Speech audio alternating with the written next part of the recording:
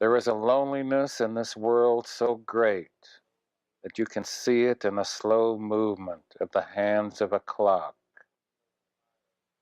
People so tired, mutilated, either by love or no love. People are just not good to each other, one on one. The rich are not good to the rich. The poor are not good to the poor. We are afraid. Our educational system tells us that we can all be big-ass winners.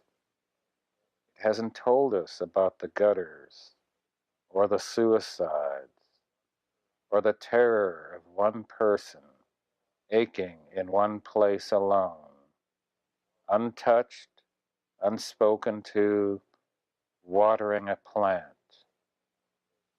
People are not good to each other. People are not good to each other.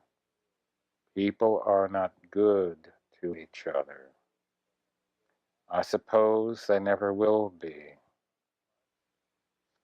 Too much, too little, too fat, too thin, or nobody. More haters than lovers. People are not good to each other. Perhaps if they were, our deaths would not be so sad.